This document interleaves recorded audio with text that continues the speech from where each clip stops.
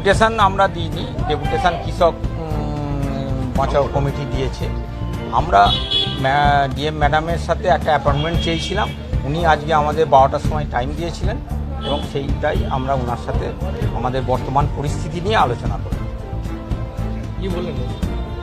আমরা মেনলি আমাদের দাবি ছিল বর্ডারে বহিরাজ্যে আলু যেতে দিতে হবে এবং পশ্চিমবঙ্গ হচ্ছে সারা বিশ্বের মধ্যে আলু উৎপাদনে দ্বিতীয়। সেই আলুটা সবটাই পশ্চিমবঙ্গ খেতে পারে না, তার 60% মিনিমাম আলু আমাদের বহিরাজ্যে না গেলে আলু লাস্টে ফেলে দিতে হবে এবং কৃষক তার ন্যায্য দাম পাবে না।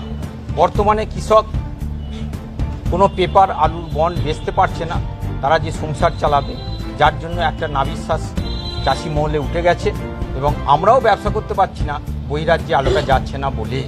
এবং মেদিনীপুর বাঁকুড়ায় যে আলু উৎপাদন হয় তার সবটাই প্রায় 10% আলুই যেটা বহিরাজ্যে যায়, না গেলে আমাদের ওখানকার পৌরাজ বা KF-22 আলু আমাদের দক্ষিণবঙ্গে কলকাতা বা আশপাশ সারাউন্ডিং যে মোকামগুলো আছে সেখানে চলে না।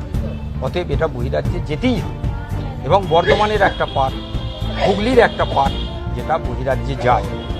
আর ধরুন একটা যে কোনো রাজ্য যদি আলু উৎপাদনে দ্বিতীয় হয়, সেই আলুটা সেই রাজ্য খেতে পারে না, বহিরাজ্যে দিতেই হবে। তাদের কাছ থেকে আমরা যেমন কিছু আমদানি করি, আবার তাদেরকে কিছু রপ্তানিও করি। কতদিন বন্ধ আছে বর্ডার আমরা প্রায় 1 মাস হবে। এবার সব থেকে বলতে খারাপ লাগে, মানে বর্ডারে গাড়ি যাচ্ছে, অলিখিত অর্ডারে গাড়ি আটকাচ্ছেন, কোনো লিখিত অর্ডার নেই এবং পুলিশই হ্যাকে, এবং যেটা বলতে খারাপ লাগছে এবং কিছু বিনিময়ের আত্মীয় গাড়ি ছেড়ে দিচ্ছেন, আবার এটাও হচ্ছে।